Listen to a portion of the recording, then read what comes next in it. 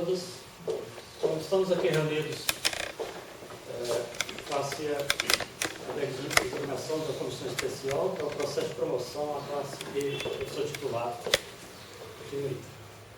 Então, os trabalhos serão referentes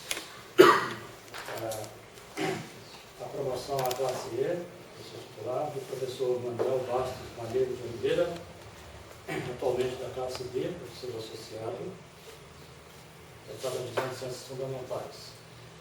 A banca, que vai apreciar essa promoção e deliberar a respeito dela, é composta, eu como presidente, o professor Atribuído, apresentado, o professor titular do INVAP, o professor membro externo, os membros externos, vamos falar, o professor Lauro Tomil, da Universidade Federal do ABC, aqui conosco, o professor Marrios Salé Hussein, da USP, prazer tê-lo aqui conosco, membro externo, o Sérgio Barbosa Duarte, que é do CPPF, o Luiz Carlos Chamon, da USP, também está presente.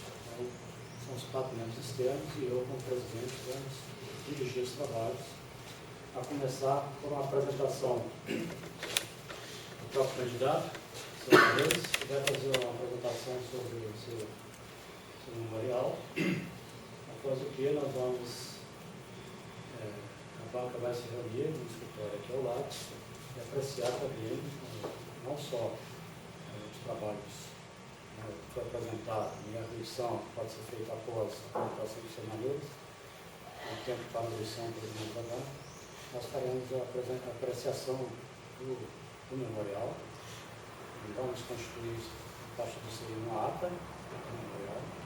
Depois continuaremos reunidos, a banca ficar reunida para a apreciação do currículo, para a contagem de pontos, a apreciação da sua profissão científica, tecnológica, acadêmica em geral. E depois, no final, a deliberação final quanto a esse processo de promoção. Então, eu vou dar início e passar a palavra ao professor Malheiro para depois na apresentação dos aspectos principais que ele considera que deve ser apresentado à banca, respectivo ao seu número.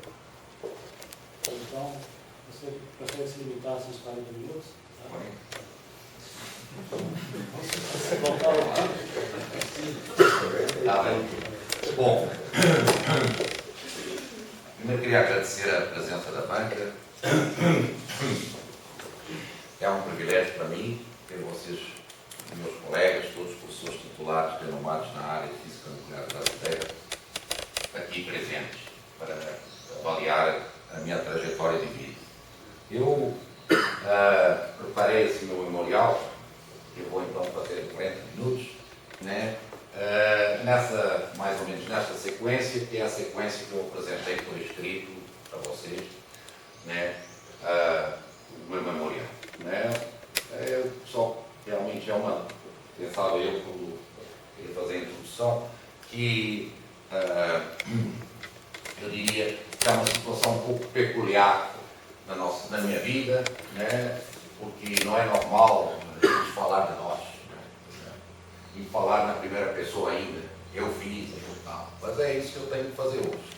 Então, hoje eu vou realmente falar da minha trajetória de vida, desses 23 anos como professor de ensino superior, visto que eu comecei a minha carreira em 1992 na Federal Fluminense, após ter feito meu doutoramento.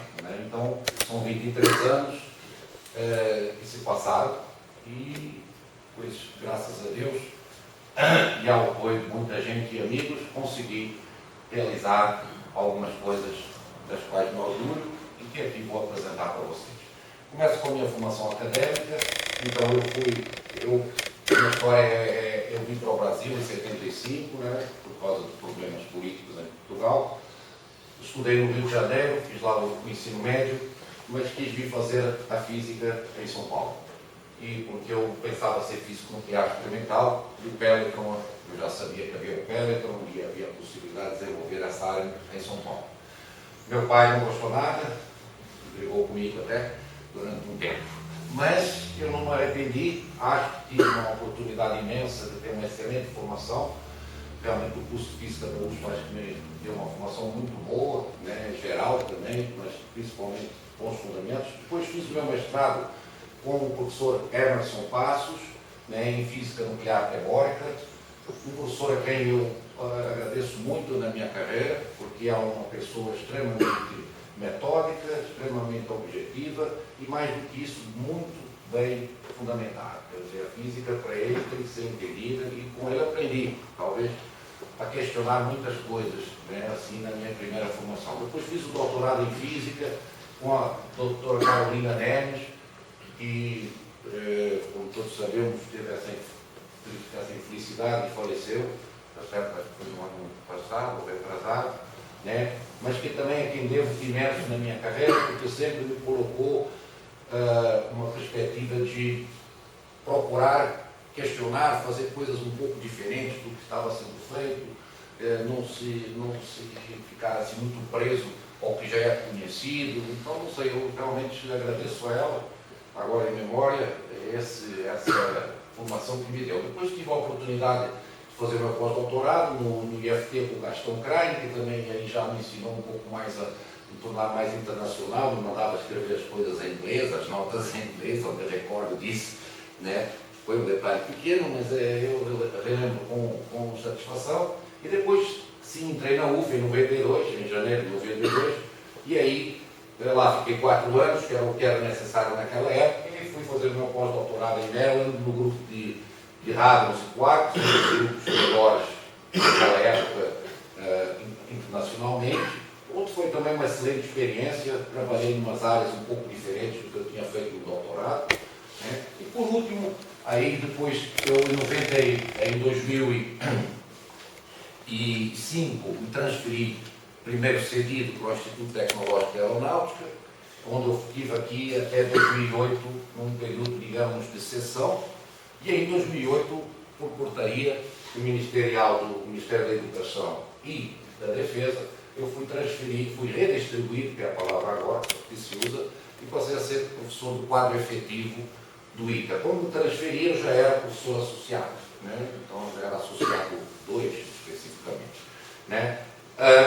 E aí, recentemente, em 2010, depois desenvolvi um estágio sério, apoiado pela FAPESP, onde eu fui para a Universidade de Roma, entrar numa área um pouco mais da astrofísica, de pulsares, uma coisa um pouco nova para mim, que eu também achei que foi muito bom para me dar, assim, digamos, uma formação mais ampla, né, aplicando, é óbvio, a física nuclear nessa área, né? Então, a minha experiência profissional, eu aqui digo, pois, no ITA, eu faço parte do Conselho de Pós-Graduação, sou membro da congregação, né, e sou coordenador do programa de pós-graduação em Física desde agosto de 2012, né? É uma atividade que tem me absorvido bastante tempo, né, e tive orgulho também de vejo que o nosso programa realmente cresceu. Quer dizer, ele tinha 40 alunos, mais ou menos 15 de mestrado, 25 de doutorado, agora nós temos 60 alunos, 20 de mestrado, 40 de doutorado. Além disso, também fizemos um processo muito forte de colaboração com outras instituições, que eu vou mostrar aqui, mas o nosso programa tem atividades com o programa da Univap, com docentes que fazem parte do nosso programa e da Univap. Tem uma atividade agora de pesquisa, essencialmente por minha iniciativa, com o INPE, né? E também temos como já tínhamos com o Guaratinguetá, onde temos uma colaboração, até mesmo de trabalhos comuns. Os alunos desses cursos vêm fazer disciplinas no nosso programa, né, aproveitando a proximidade. Então, eu acho que são coisas boas que eu posso falar, que eu acho que me orgulho também, que o programa está crescendo, o doutorado se solidificou, tem agora 7 doutoramentos por ano já sendo defendidos, antes era 2, 3, às vezes 1. E, além disso, também toda uma parte de internacionalização, que eu tenho me esforçado seriamente em fazer, e me orgulho também que, graças, é claro, aos meus colegas, né, nós temos agora 5 professores visitantes especiais, temos 5 jovens talentos, bolsistas jovens talentos, e temos também 3 professores visitantes sérios, tudo, né, digamos assim, uma atividade que envolve pessoas que vêm de fora, né, professores estrangeiros. E, além disso, também, graças a esse acordo de capsita, né, toda uma força nova de pós-docs, nós da Física se esforçou, submeteu e nós passamos no centro para a informação da banca. Agora, já em 2014, estamos com 15 pós-docs. Então, temos novos 15 pós-docs, fizemos, o INCA pediu 20 bolsas, 15 vieram para o programa, por causa, graças ao currículo dos nossos colegas, né, e aos projetos que apresentaram. Então, tudo isso eu acho que é uma coisa que tem absorvido muito tempo, né, como é de se esperar. Né, mas que eu acho que a gente quer subir o nosso conceito para 5, eu acho que já devia ter subido na última avaliação. Vamos ver agora, né, com o aumento da produção científica e todas essas atividades, chegamos lá. Na Fluminense, eu fui membro do colegiado superior, membro da pós-graduação, e fui coordenador da comissão de pesquisa durante 4 anos. Eu fiz uma avaliação lá de todos os grupos de pesquisa naquela época. A época completamente já fica difícil para mim, mas acho que de 2000 a 2004. E também foi bom, porque aprendi um pouco assim a ver diversas áreas, para entender como é que os laboratórios funcionam, né, a dinâmica diferente da física teórica, a dificuldade de conseguir os equipamentos e os todas essas coisas, não é? Também fazia parte da comissão de divulgação, fizemos o site, certas coisas, muito forte.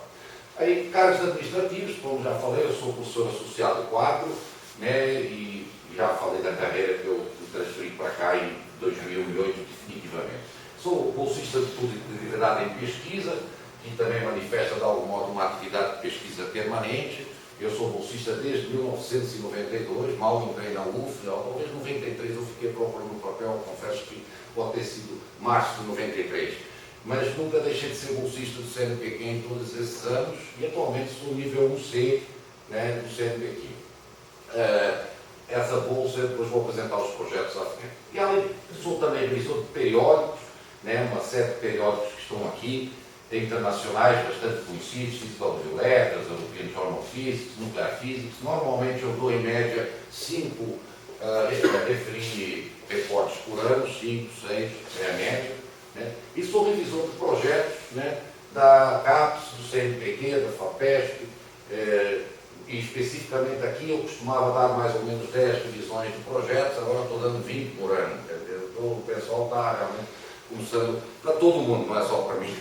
Né? A CNPq, a CAPES e a FAPESP, eu sou referi de projetos temáticos, que são projetos longos, grandes, que exigem muito trabalho, mas faz parte da nossa carreira, digamos, ajudar a dar qualidade à ciência, não é? Nas comissões aqui também participei de do processo de inter-review internacional na África do Sul para um pesquisador, carreira de pesquisador. Comissão de assessoramento, eu também participei de um comitê de avaliação de bolsas no CNPq, que é essas bolsas para o terceiro mundo, essa TWIS, Third World Academy of Science. Foi uma atividade interessante para mim, conviver com gente de todas essas áreas, biólogos, químicos, era uma coisa assim, foi interessante. Depois também participei de bancas de comissões jogadoras, concretamente eu participei de 3 bancas internacionais pela Universidade de Coimbra, para contrato de pesquisadores lá. Fui o presidente da banca do último concurso que tivemos aqui para professor auxiliar do Departamento de Física, agora em 2013, e o Lauro estava até na banca, também, professor Lauro, e, digamos assim, também participei dessa comissão julgadora do INPE, como um dos membros externos para avaliar a iniciação científica da instituição em 2010. Então, são uma série de atividades, digamos, ligadas a projetos de pesquisa, à atividade administrativa, que, depois, digamos, compõem essa minha experiência. Mas a parte de atividades didáticas, pois eu dei aqui no INCA, essencialmente essas disciplinas, Física 26, 32, 46, aqui na graduação, em primeiro lugar, são todos os cursos de Física Básica do INCA, eu só não dei até hoje o primeiro curso, que é o Física 14, ou Física 1, né? E é interessante que normalmente procuro, né, nesses cursos, motivar os alunos, costumo fazer muitas vezes assim, propor que cada um prepare uma coisa para apresentar sobre um assunto e depois eu discuto com eles, né, até muitas vezes usando programas coisa de eletricidade para fazer o possível. Eles podem montar um sistema, calcular campo elétrico, uma série de coisas, para procurar que a aula tenha uma certa interatividade, não seja uma aula muito só expositiva. Né? Na UF eu tive uma experiência já em muitos cursos de física básica, né? Agora eu dava um pouco mais de aula que aqui, né? Tem mecânica geral, que é um curso já da física profissional, e essa introdução, peço desculpa ali que a física devia estar em letra maiúscula, a física nuclear de partículas elementares, que já é um curso do último ano, do quarto ano. E na pós-graduação, eu realmente tenho dado essencialmente os cursos, esse curso de métodos matemáticas da física, é um curso introdutório, seria uma física matemática para os alunos que chegam, que muitas vezes não têm muita base, já dei 3 anos. O seminário de tese é uma atividade que envolve todos os alunos e que eu quase desde 2005 vim para cá, eu sou docente, e junto com o professor Tobias, às vezes, eu dividi. Quarks e rádios, é uma outra disciplina já mais específica da minha área, e na UF eu também dei teoria de campos, física de átomos, etc. Uma coisa que eu gostaria de chamar a atenção é que eu falo, né? Tenho que falar de si um pouco, mas eu realmente recebi uma condecoração aí em 2002 da UF como o melhor professor da turma, etc. Né? Que eu mandei aí na coisa, como é que se fala, nos documentos comprobatórios tem o xerox da medalha. Né? E realmente gosto da minha atividade de professor. Né? Eu realmente gosto de ensinar, eu gosto de interagir com os alunos e eu acho que é uma coisa que me dá prazer. Às vezes não temos o tempo que queríamos devido às outras atividades, mas eu sempre gosto e realmente me preocupo que o aluno aprenda. Né? Uma coisa boa. Nas atividades de extensão, eu também desenvolvi algumas atividades de extensão universitária, né? Especificamente esse encontro de física, que é uma atividade que eu realmente acho que também posso me orgulhar. Eu vim para cá em 2005, vi que o ITA era muito pouco conhecido, a física do ITA, né? Nem na comunidade brasileira e para os estudantes, então eu organizei o primeiro encontro de verão de física do ITA em 2006, né? Que era de verão, era em julho, né? E começaram a vir no início 40, 60, agora vem em torno de 100 alunos de todas as universidades do país de física, de graduação, né? A gente tem apoio da FAPESP, e aí organiza essencialmente cursos e também seminários das áreas de pesquisa que desenvolvemos. Assim, os alunos conhecem a nossa pós-graduação e, graças a isso, demorou, é engraçado, tudo tem inércia, né? Então, foram mais ou menos os primeiros 5 anos. Se eu tivesse desistido, né, vinham 1 ou 2 só do evento. E eu ficava meio assim, mas nós continuamos, e agora no nono, eu posso dizer aqui, vejo aqui na sala, série de alunos que só estão aqui porque vieram nesse encontro. Então, o encontro começou já a trazer 5, 7, 8 alunos por ano, né? Graças à divulgação, então é uma coisa que demora um pouco de tempo. Também, eu costumo participar muito de palestras assim, dadas em semanas, não é? Eu acabei agora, até mesmo nesta mês aqui, eu dei na semana de Física da Florianópolis e agora, semana passada, na semana de Física da Unicamp. Então, normalmente nessa área da astrofísica de pulsares, do núcleo às estrelas, essa atividade que eu fiz também na UERJ. Então, eu gosto de, digamos, realmente tendo esses convites que eu acho importante para motivar os estudantes a estudar coisas novas e mais avançadas, não é? Certo? Também me envolvi mais na UF, porque aqui nós não temos assim essa atividade nesta área de formação de professores, então eu desenvolvi esse curso tópico de física contemporânea, esta abordagem na escola de professores de ensino médio. Então eu ensinava essencialmente física moderna, né, para os professores do ensino médio. Né? Aqui eu já fiz uma atividade de fato que não está aqui, agora me recordo, no curso do Silvério, de relatividade, eu dei 3 aulas para os professores do ensino médio, mas realmente não coloquei. Bom, é isso. E quando eu cheguei, logo me recordei, logo quando eu cheguei na UF, organizámos o primeiro curso de verão de física teórica, e lá eu lembro que eu fui os organizadores, estava novinho, e bom, foi isso. E aquilo acho que também talvez me deu esse ânimo para fazer as coisas aqui. Agora o nosso encontro de física do ITA já não tem mais a palavra verão, está no inverno, está em julho, e realmente no verão não era fácil. O aluno estava de férias, não era muito fácil. Mas era melhor para nós que o ITA estava vazio, né? Muito bem. Projetos de pesquisa. Então, os meus projetos de pesquisa, que eu estou desenvolvendo. Então, essencialmente, então, os meus projetos de pesquisa que eu estou desenvolvendo, primeiro, este projeto temático que foi aprovado recentemente na FAPESP, de matéria superdensa no universo. Então, esse projeto, eu sou coordenador, eu sou pesquisador principal, mas sou coordenador desse projeto. Ele está para ser assinado, porque eu não concordei com o orçamento, então fiz um novo orçamento, está lá agora, mas porque é um projeto que realmente envolve 7 instituições. Então envolve o ITA, o IAG da USP, mas envolve professores jovens que trabalham nesta área de estrelas compactas, estrelas de nêutrons, matéria sujeita a altas densidades, que são professores, no caso especificamente aqui, são da Federal do ABC, da Unifesp, né, do INPE e desse Instituto Federal de São Paulo. Então, a ideia desse projeto é realmente conseguir que nós trabalhemos mais em conjunto, então vamos ter reuniões periódicas e também conseguir que esses pesquisadores, digamos, mais jovens associados tenham a oportunidade de participar mais, de colaborar com outros grupos, especificamente os grupos do Rio de Janeiro, o Sérgio Duarte é o líder desse grupo, e de Florianópolis, que é a Débora, que são grupos fortes nesta área.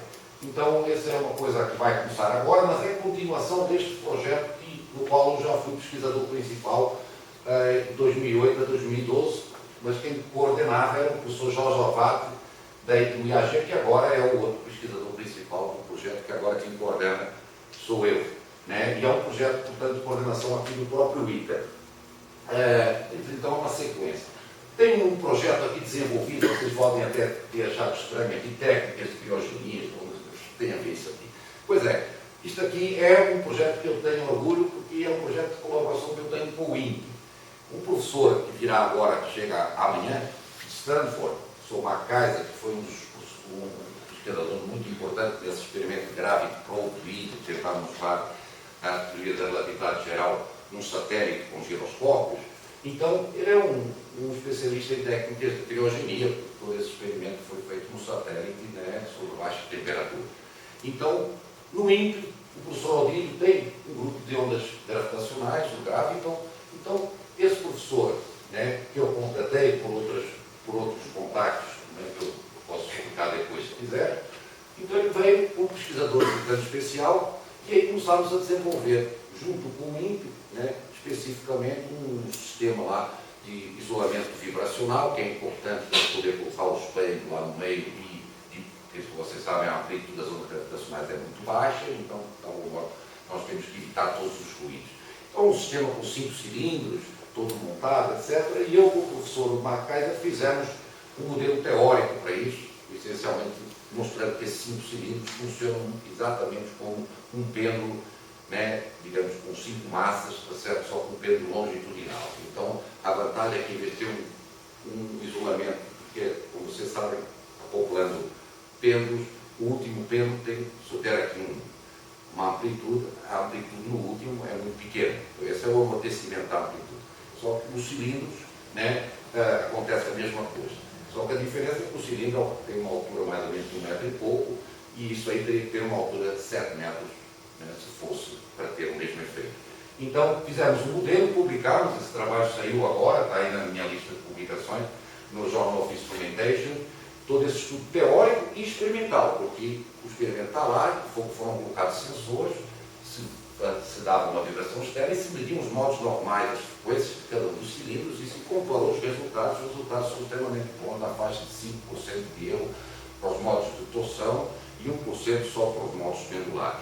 Então, então entrou uma parte teórica, que eu realmente, mas também gosto porque eu ajudo mesmo o INPE a fazer esse experimento, até o português brinca comigo, porque eu tenho quase 90 mil desse meu projeto, que é eles, e é eles que vêm aqui pegar e estão construindo, não sei o quê. Não tem problema, é uma interface que a gente está ajudando realmente o INPE nesta atividade importante dos detectores gravitacionais. Muito bem. Esses outros projetos, matéria hadrônica alta densidade de temperatura, porque não só dentro das estrelas, mas essencialmente também altas temperaturas, que é a pesquisa feita no CERN agora, no detector ALICE, que é para buscar esses plasma quarks e blues, eu também tenho feito alguns trabalhos, né, aplicando normalmente modelos relativísticos. Então essas linhas como matéria hadrônica, física nuclear relativística, que é usar métodos, digamos, de troca de mesmos, digamos, uma teoria relativística para o núcleo, e esta parte da astrofísica nuclear e estrelas compactas, são as 3 linhas de pesquisa da minha bolsa de produtividade. Né? São a minha bolsa de produtividade em pesquisa. Eu tenho essas 3 linhas de pesquisa que venho desenvolvendo, já aqui são as mesmas, só que é claro, eu sou bolsista, como eu falei para vocês, desde 1993. Então esta é, digamos, a área de projetos, e que uma coisa que eu acho que escrevi no memorial, que eu queria deixar claro aqui, porque acho importante, é que quando vim para cá, em 2005, conversei com o Tobias, conversei com o Greg, e realmente, olha, vou procurar, no nosso grupo de física nuclear, fazer uma área de astrofísica nuclear. Esta parte que eu já trabalho, de usar a física nuclear para explicar o interior de estrelas compactas, estrelas de nêutrons, estrelas de quarks. Então, no fundo, toda esta área, como que se fala de matéria nuclear a altas densidades. E vou procurar realmente fortalecer a colaboração com o INPE, no caso com a divisão da astrofísica, que tem lá também o Zé Carlos e a Cláudia, que trabalham um pouco nesta área de pulsares. Isso, aos poucos, foi ocorrendo, e agora nós temos dentro do nosso grupo esta área que envolve atualmente aqui 5 alunos de mestrado, 2 de doutorado, né? E que, como eu vou mostrar, também temos umas colaborações internacionais muito boas, e que levou a que, por exemplo, já 2 dos nossos alunos fizeram doutorado no exterior, né? Um está terminando, uma pessoa está terminando, a outra terminou. Temos lá meu antigo aluno de doutorado está fazendo agora um pós-doutorado na Sapiência nesta área. Então, eu acho que isto aqui, digamos, esta ideia de fazer digamos assim, um grupo dentro do grupo de física nuclear, nesta parte, realmente foi para frente. Né? Muito bom. Também tenho todos aqueles projetos que eu falei, envolvem valores financeiros, né, que eu tenho que administrar. Né? Além disso, eu tenho supervisão do pós-doutorado em andamento, são 3, na verdade vai estar chegando um agora, fiquei sabendo, dia 8 de novembro, o Vincenzo Ricardo também, que veio da Universidade de Ferrara, da Itália, né, que vai ser um outro bolsista jovem talento. Esse aqui é um bolsista jovem talento e esse outro são 2 estrangeiros. E ali, um desses pós-docs, Capsita, esses 2 assim, este primeiro trabalha mais na área de ondas gravitacionais. O segundo trabalha nessa parte de estrelas compactas e carga, que é uma parte muito mais ligada às minhas coisas. O Redley está trabalhando mais na área de estrutura do nucleon, particle distributions, coisas que na verdade têm até mais interação com o Tobias do que comigo atualmente. Eu fiz essa física nos Estados Unidos e ainda faço agora, né, mas é óbvio com menos intensidade. Né? Muito bem, nesta parte dos projetos de pesquisa, a cooperação internacional, então queria chamar a atenção a algumas coisas. Eu sou o coordenador desse acordo ICRANET-ITRA. ICRANET é a International Center for Relativistic Astrophysics, é uma rede internacional com sede na Itália, mas que envolve uma série de países como Índia, China, França, Alemanha e os Estados Unidos. E esta rede é uma rede dedicada a estudar a astrofísica relativista, essencialmente a astrofísica de altas energias, emissões de raios-x, raios gama, e tem tudo a ver com pulsares, é óbvio, que é a principal pulsares agora. Nós sabemos que esse satélite férreo que está dentro do céu é raios gama, então a maior parte dos pulsares, buracos negros, esses eventos catastróficos chamados gamma-ray bursts ou surtos de raios gama, todos emitem mais dessas radiações de alta energia. Este acordo é muito importante, levou a fazer esse intercâmbio já de 2 estudantes, né, levou agora a mandar esse pós-doutor. Eu mesmo estive lá, né, já diversas vezes, né, até mesmo tinha recebido agora uma bolsa para ficar lá 4 meses, mas pelas minhas problemas mais pessoais agora no momento não pude ir, né, e ficará para o futuro. Então, realmente acho que isto também está dando uma internacionalização. Agora mesmo um aluno meu está indo fazer um sanduíche lá, graças a esse convênio. Eu depois posso falar mais.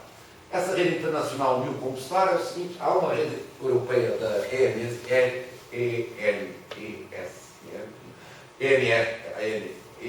European National Foundation Science, ENS, acho que é, que é o Paxstars. Essa rede foi de 2008 a 2013 e agora a continuação desse projeto, que está agora no início, está certo?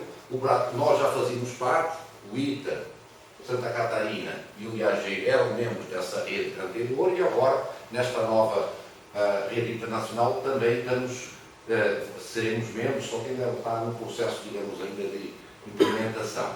E esse Núcleo das Estrelas é um projeto internacional que eu tive com o Coimbra, e aqui eu faço questão de falar, que até agradeço no final. Coimbra, eu tenho uma colaboração científica com Portugal, é óbvio, também tem uma razão de ser, mas desde há mais de 23 anos, quer dizer, eu desde que já no doutorado, no final do doutorado, em 2000, em 99, eu já ia a Coimbra, e aí com o professor Manuel Felgais, com o professor Pedro Alberto, tivemos esse projeto, tentámos renovar ele outras vezes, mas o que acontece agora é que este CAPES FCT está dando só dinheiro para a saúde e ciência aplicada, e então está um pouco difícil conseguir assim, projetos de física mais fundamental.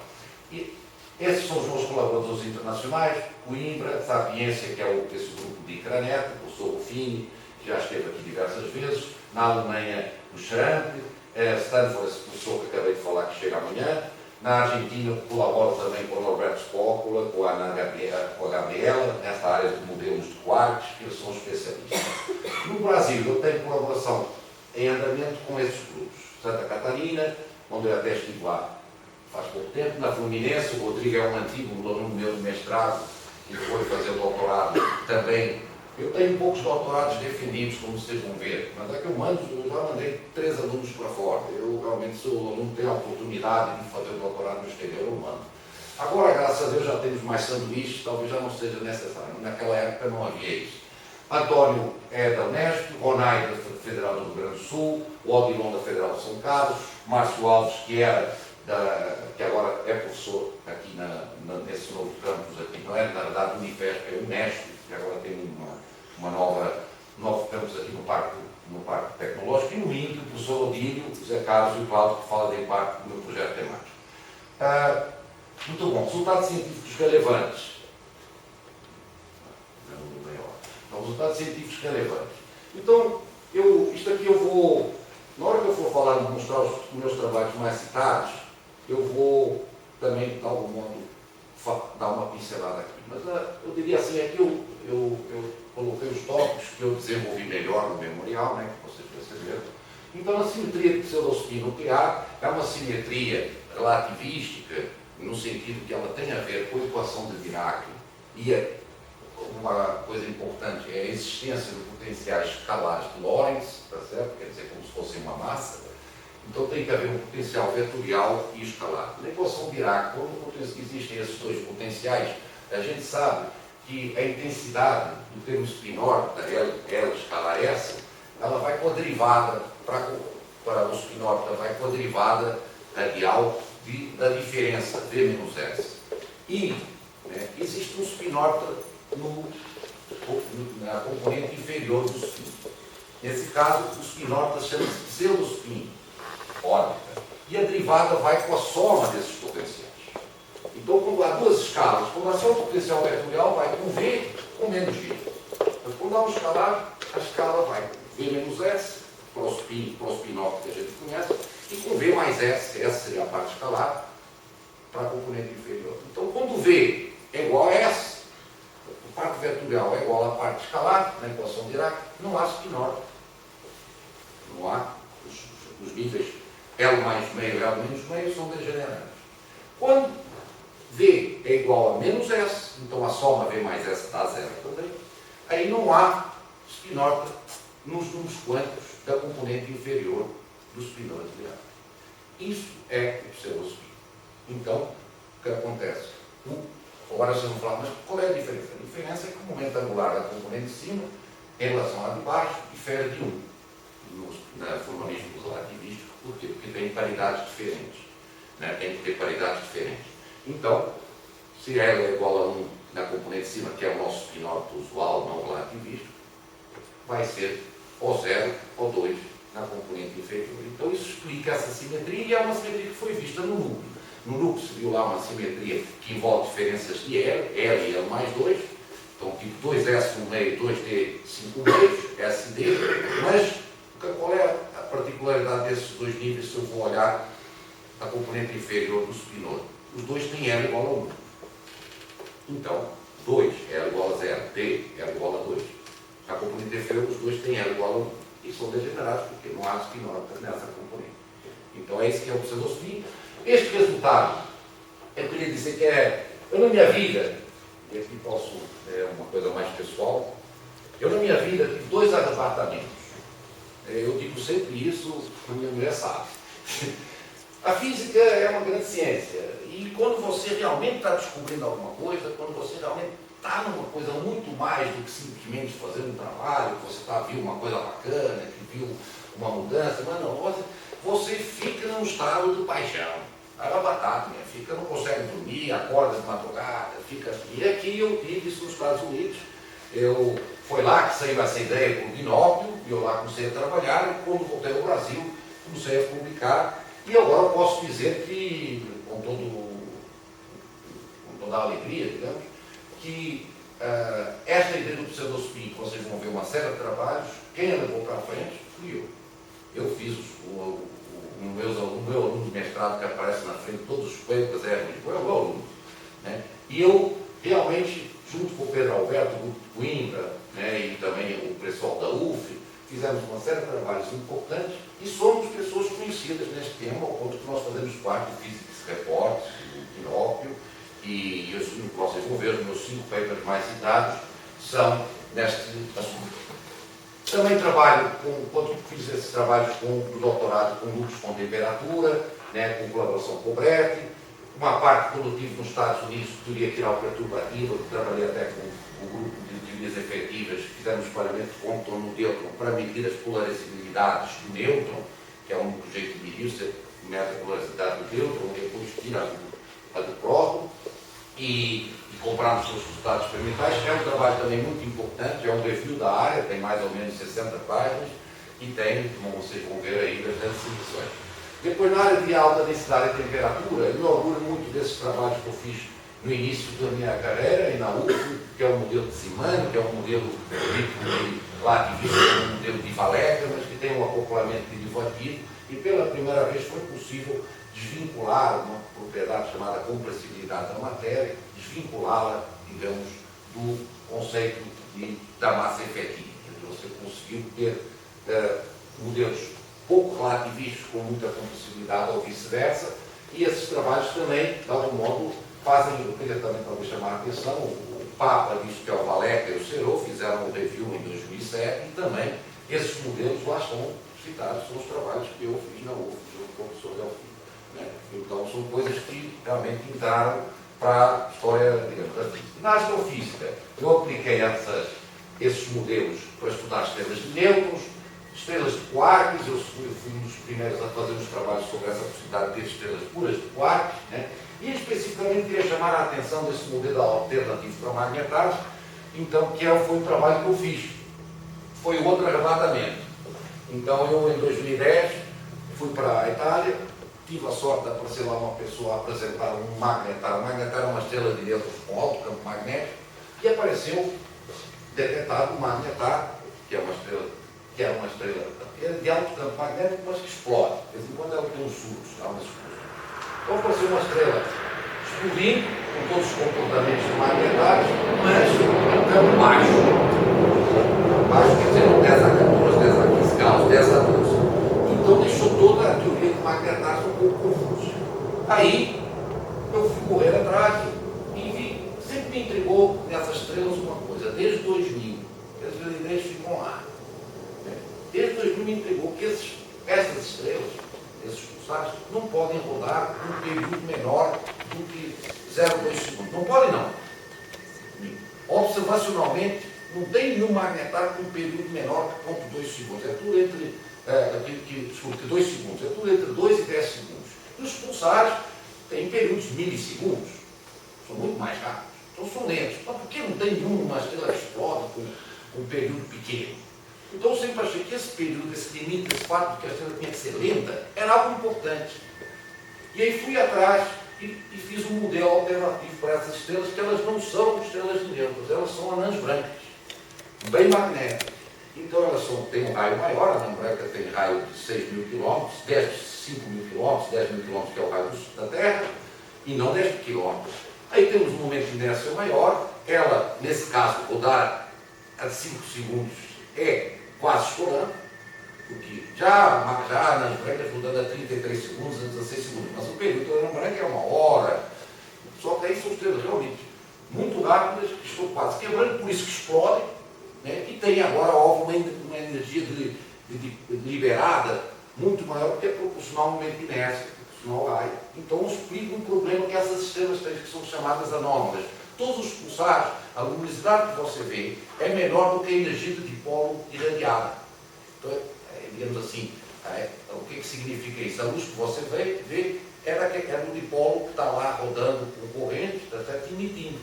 E isso faz a estrela diminuir até a sua rotação, que perde a energia de rotação para a energia de radiação.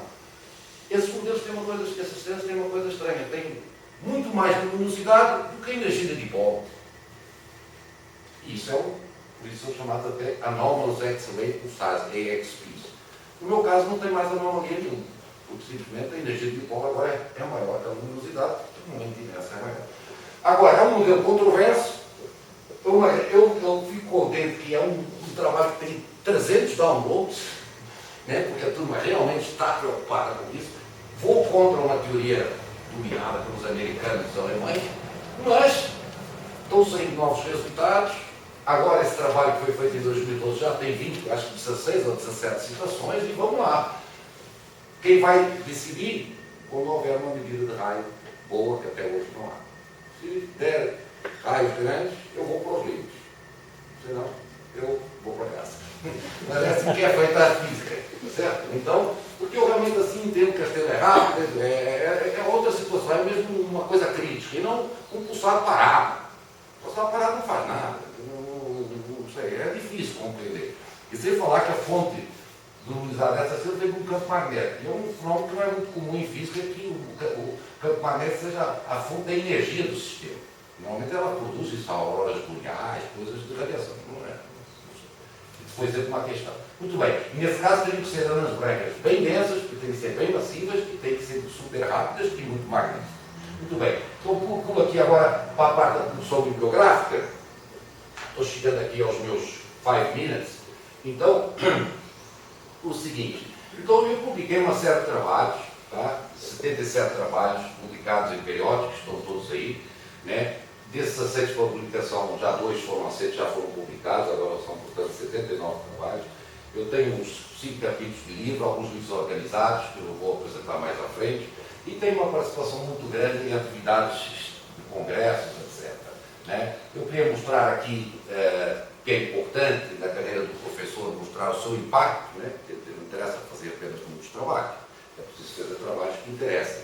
Então eu queria chamar a atenção que nos dados do Web of Science eu tenho 1.260 citações, mas eu tenho 1.000 que não são minhas.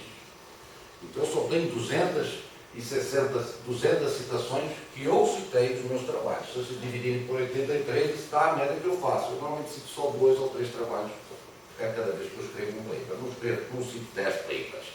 Então, esses 1.000 são os trabalhos, são os outros que acham que os trabalhos que eu fiz e com os meus colegas são relevantes e por isso publicaram e citaram eles. Então isso é uma coisa importante e também tem uma citação grande para os padrões brasileiros, que normalmente é 10, né, ou menos. Né? É claro que não é competitivo com os meus colegas americanos ou alemães, que é 30. Mas, digamos, e o meu H, como vocês sabem, esse número de trabalhos com mais de 21 citações, o meu H é 21. No Google, né, que é um outro banco de dados que envolve já aí citações de pré-prints, que estão lá também, citações de conferência, envolve muito mais coisas, esses números são sempre mais inflados, são maiores, né? Mas eu queria só chamar a atenção, né? Aqui mesmo não falei, mas eu tenho em média, quer dizer, isso é uma coisa possível, mas está mais ou menos uma média de 100 citações, 120 citações por ano, tirando esse ano aí que foi um ano bastante bom, né? E eu queria só chamar a atenção aqui que das minhas 1.600 citações neste banco de dados, 900 são dos últimos 5 anos. Tá? Então, quer dizer, os meus trabalhos, os trabalhos que eu tenho feito, que fiz, claro, não há 5 anos, os trabalhos que fiz entre 2000 e 2005, agora estão realmente sendo usados. Então, realmente não é, eu não estou em descendência, né, por enquanto, né, tá certo? Então, eu queria chamar a atenção que só o meu H, que é 21, daqui é 23, não importa, mas 17, o meu H17 é feito nos últimos 5 anos. Né? Muito bem. Artigos mais citados estão aqui, eu fiz uma relação deles, chamo para a atenção desse trabalho, porque esse trabalho é muito importante, o oscilador harmônico relativístico realiza essa simetria exatamente. Então nós fizemos um trabalho extremamente didático em Physical Review, mostrando que era a componente de cima, de baixo, dos espectros. Esse trabalho foi considerado um trabalho muito interessante pelos matemáticos. Os matemáticos adoram pegar a minha simetria, entre aspas minha, né, e resolver problemas. Por quê? Porque na simetria do pseudospin, a equação torna-se uma equação de Schrödinger, né, modificada, com uma massa efetiva, e é fácil de resolver com soluções exatas. E, portanto, tem tido muito interesse para os matemáticos, tá certo? Mas eu diria, vocês veem aqui, esse é o meu Physical Review Letters, onde eu essencialmente mostrei que a natureza prefere a simetria de pseudospin, é melhor realizada para nêutrons do que para prótons, que era uma coisa que ninguém entendia muito bem, tá? Mas os primeiros 5 trabalhos, vocês veem, estão mais ou menos na faixa de 80 citações para cima, são todos pseudospin. Depois este aqui vem um trabalho que eu fiz aí, e usando essas coisas da minha orientadora Carolina, que em memória ela tenha, eu lá fui, as estrelas têm que ser neutras. Mas e se não forem? Eu botei carga nas estrelas, mudei, vi qual era o efeito, e, é claro, não pode ter tanta carga quanto eu pus, mas a ideia era realmente testar o stress. Quando você tem carga, tem força colombiana, você tem uma nova força de repulsão, você pode ter mais massas, né, para uma estrela de neutro. E agora tem achado estrelas de neutros com massa, 2 massas solares. Eu sempre falo, se achar logo uma de 3, 3,5, aí realmente é carregada mesmo. Né? Mas, claro, porque é difícil, tem que ser um material isolante, a estrela tem condutividade elétrica, etc. Mas é um trabalho que foi considerado um pouco herético, mas serviu para depois muita gente começar a pensar até em formação de buracos negros carregados, e está com bastantes citações no meu entender. E depois veio aqui esta área que eu fiz nos Estados Unidos, Compton Scattering, esses reviews que eu falei para vocês, importantes.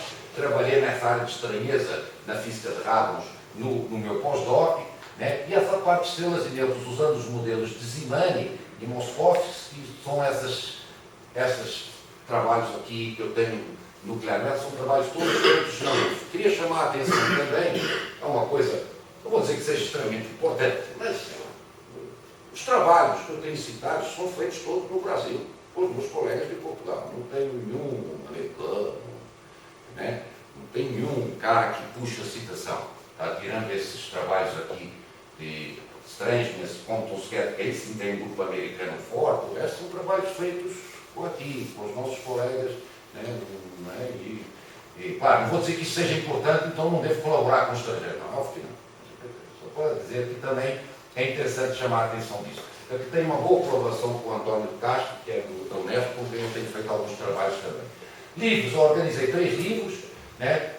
Este foi uma conferência que fizemos aqui, eu e o Tobias no Lightborn aqui na UITA, foi um grande orgulho, né? Trouxemos aí 80 a 100 pesquisadores internacionais. Esta área da astrofísica, desse evento área que eu costumo organizar, organizei agora em 2013 com o Sérgio Duarte no Rio de Janeiro, em 2009 eu fui o editor desse livro, e aqui foi o livro que eu organizei. Eu tenho 5 capítulos de livros que estão aí no memorial, né? E no nível de orientações, está aqui, eu tenho 8 mestrados concluídos, tenho 2 doutorados concluídos e 1 orientado, quando eu estive na Itália.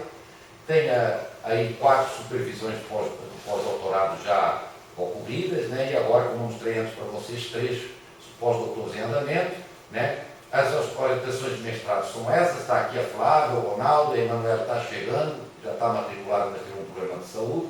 O Antoniel deve vir agora fazer um sanduíche. O Gabriel é um aluno do ITA, que agora acabou de ir pelo Ciências Sem Fronteiras, está na Califórnia. A Rafaela está estudando cosmologia, estudou um pouco comigo e agora está no 2º ano fazendo com esse Márcio Alves, que é mais especialista, né, em cosmologia. Depois dos eventos, eu realmente... eu ia falar uma coisa que minha mulher diz que eu sou rosto de festa, né, que eu vou em todos os lugares, mas eu vou mesmo. Eu vou em muita coisa, eu acho importante participar, dar a cara, eu acho que sempre falo para os meus alunos que não basta publicar, é preciso sair, falar, e precisa ser criticado, faz parte da nossa vida de cientistas, né? Participar de conferências, simpósios, organizar. Por quê? Porque não dá para ficar escrevendo paper e achar que os outros vão ler. Não, os outros querem conversar com você, querem ver quem é você, querem criticar, querem aproveitar. Você também precisa aproveitar deles, e nas conferências você consegue as informações mais rapidamente. Ainda mais agora que a literatura sai tanto paper toda hora que fica quase impossível acompanhar o que está acontecendo se você não vai nas conferências. Então eu queria chamar a atenção também a participação de bancas de mestrado e doutorado. Eu já participei mais ou menos 50 bancas, né? E esses concursos públicos que eu já falei antes. Então, aqui queria chamar a atenção que nos últimos anos, a partir de 2009, eu tenho sido convidado para dar invited talks, como se fala em inglês, palestras convidadas. Então, eu tenho 13 palestras, mais ou menos. Essa foi até o professor Lucente organizou em 2014. Agora, recentemente, teve uma aqui de Critical Stability, que eu ainda não pus. Mas o IUARA é uma conferência internacional. Isto aqui eu queria chamar a atenção de uma coisa interessante, já estamos estendendo, mas é o seguinte. Eu fiz uns trabalhos de estrelas de quartzo, um dos trabalhos mais pioneiros no início, que até em 2002 foi detectada a estrela, tudo estava feliz, depois viram que tinha um raio maior e não era uma estrela de quartzo, pura de quartzo. Mas foi formado em Frankfurt um grupo com 40 pesquisadores mundiais, pagos por Frankfurt, e eu fui um dos convidados. Fui lá, eu com mais 2 brasileiros, o Rodrigo e o Jorge Alvaro. Então passámos uma semana, porque estava a haver um grande problema nessas estrelas, é que a equação de estado, digamos, a pressão da matéria de quartzo é baixa, comparado com o que tem que ser para produzir estrelas de 2 massas solares com um coração na matéria de quartzo. Então ninguém sabe explicar, né, os modelos que a gente usa, Nambu, MIT, está faltando alguma coisa tipo gluônica que gera repulsão. Então fomos a tentar ver quais seriam as condições para resolver isso. Então, digamos assim, é um reconhecimento internacional, né, da minha atividade. E aqui nesse também, Marcelo Grossman Meeting, que é um evento do Intranet que envolve mais ou menos 1000 cientistas em Estocolmo, eu fui o responsável por a organização de uma sessão paralela, né, sobre exatamente magnetares, né, e agora, em 2015, também estou responsável por organizar uma sessão internacional convidando os speakers. E essa comunidade de língua portuguesa eu quis ir, porque foi uma coisa feita, é uma reunião que existe com países africanos, Portugal, Brasil. Eu fui na segunda no Rio de Janeiro falar sobre essa colaboração com Portugal. E aqui são outros eventos que eu tenho dado talks, né? Este aqui em João Pessoa também, que organizou o Bertolani, Radon Physics, né? E, especificamente, eu, além de ser convidado para dar palestras, eu organizei 22 eventos, tá? E aqui estão os eventos. É claro que aqui vai aparecer um número menor, porque, por exemplo, da Radon Physics, são 3 Radon Physics, que é a nossa reunião internacional da nossa área de física hadrônica, né? O IUARA já organizei. Quando eu falo organizar, quer dizer, estar na comissão organizadora, pedindo dinheiro à FAPESP, etc. Não é que eu fui lá. É diferente, né? Lightcone, nessa reunião de trabalho também de física nuclear que eu já organizei, e até a escola CIVIEC, que me deu muito trabalho, por sinal. Então todo mundo sabe, quem já organizou essa escola André CIVIEC de física nuclear é trabalhosa, porque tem que organizar quem vai, não sei o quê, hotéis. Graças a Deus a CSBF dá um grande apoio, mas é uma atividade que é importante, porque é aí que os alunos novos, doutorado, mestrado da área, realmente recebem a formação. Então eu convidei uma série de estrangeiros, organizei 2, né?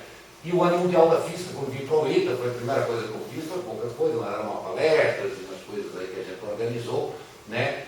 E então, quer dizer, essa parte também eu acho que é importante para a minha carreira, porque de algum modo ajudei a área dentro do Brasil a crescer, a ter mais estudantes. A nossa área de física hadrônica nuclear é uma área forte agora, somos mais ou menos em torno de 200 pesquisadores, 150 pesquisadores, e temos, não sei, acho que uns 150 alunos, e eu sempre fui uma pessoa muito ativa, acredito, dentro desta área. E termino agora agradecendo isso tudo que eu fiz, não conseguiria fazer sozinho, né?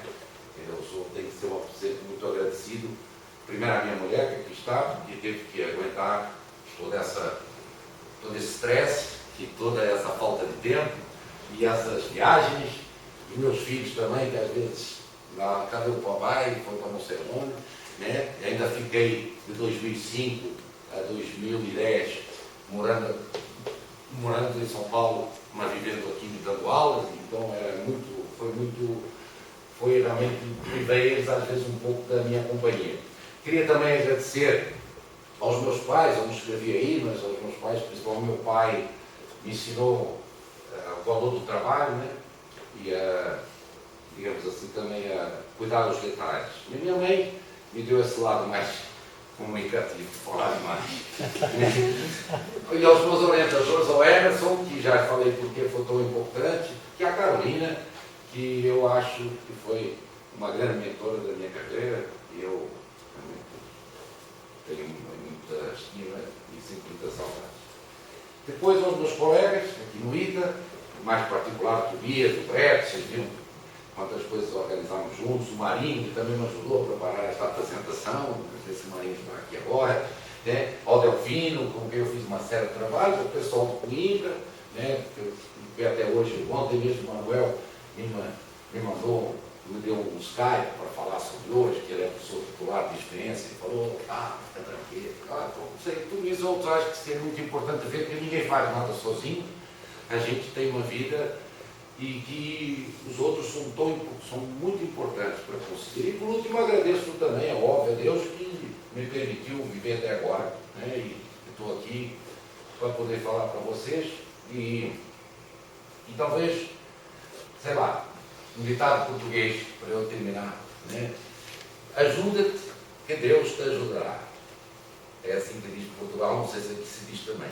Então, claro, Deus, mas você tem que procurar fazer a sua parte para que Deus realmente possa ajudar. E acho que, por exemplo, isso que eu tentei fazer na minha vida, né? Dar a minha parte o máximo para receber o apoio depois. Obrigado. É isso aí.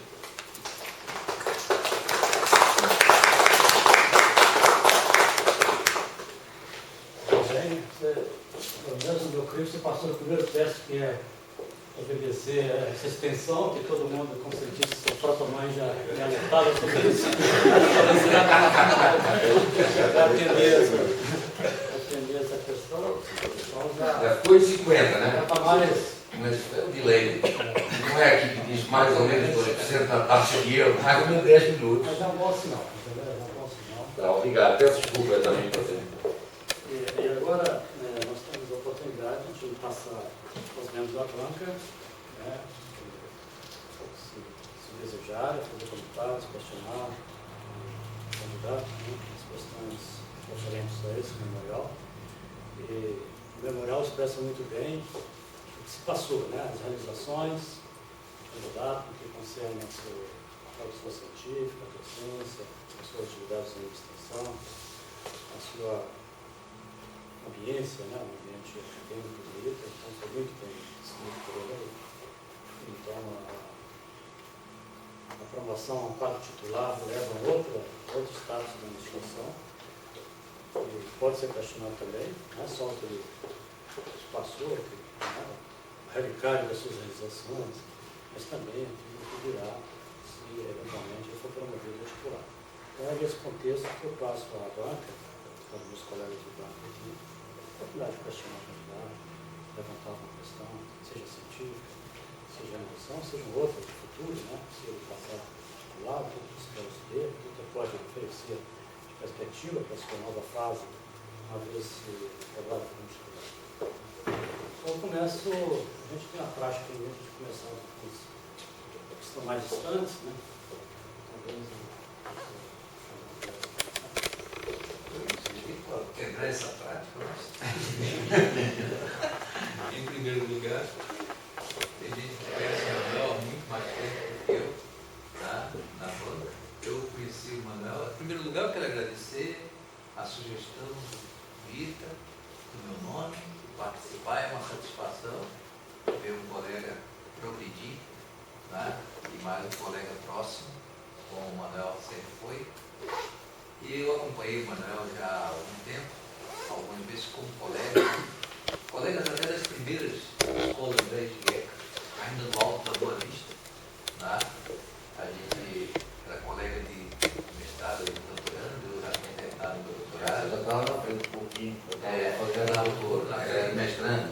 era mestrando, eu já tinha terminado meu doutorado, ou estava terminando meu doutorado, e a gente participava lá do Alto da Boa Vista daquelas primeiras escolas André Gieco.